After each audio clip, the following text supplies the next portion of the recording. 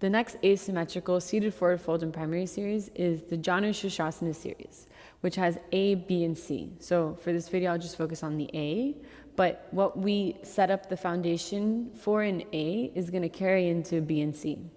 So we jump through, legs straight, and then to move into it, we close the right knee joint and let the knee fall out to the side into external rotation into the hip. And you want the bottom of the right foot to come up on the inside of the left leg, and you bring that heel up as high as you can on the inside of the left leg. And then before we forward fold, we take a moment to square the shoulders over the left hip. And that might feel a little bit like you're twisting over because the pelvis ends up sort of at a diagonal and not squared completely forward. And so what that means is the torso just needs to twist a little bit to come into the forward fold as you square the shoulders over the forward fold. And then from here, it's the same thing. You can either have, as all the other forward folds, you can have the fingertips on the floor, you can catch along the leg, you can catch the foot, or you can catch the wrist behind the foot. It depends on the flexibility in the hamstring, but also on your preference and how deep you're trying to go on any particular day. So from here, you inhale, look up, draw the lower belly in, and exhale, fold. And what is really interesting about this posture is you have this asymmetrical experience like the other forward folds, but you need to find this balance between engagement and strength and stability to that left leg and release around the right hip. And so you can use the breath to help you tune into both of those experiences.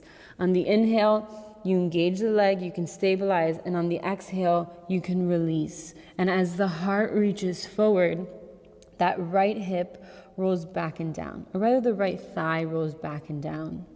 And so you need to release and soften all of this around the right hip so that on the exhale, you can reach the heart forward and relax that thigh back and down. And so you have this experience of engagement and stability grounding you, and then release around the hip to really start opening into that right hip. We've already done some opening in the lotus position, but then we continue with that work.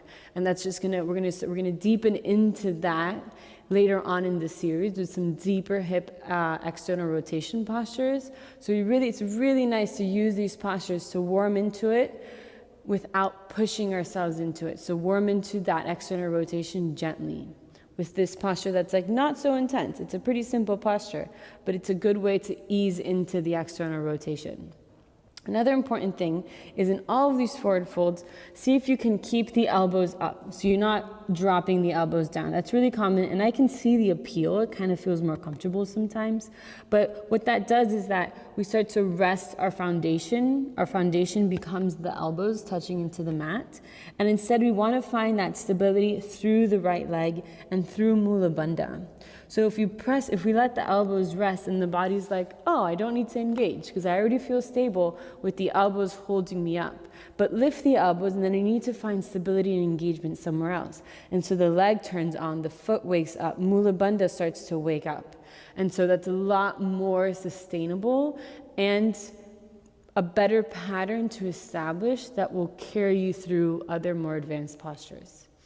And so to come out of it, we come out of it the same way. Inhale, look up, exhale fully, and then you release into the vinyasa. If you have pain in the knee, and this feels like a lot of pressure, you can either elevate the knee, prop it up with something, a block or a bolster, or you can also open up the knee joint a little bit and prop it up. All right.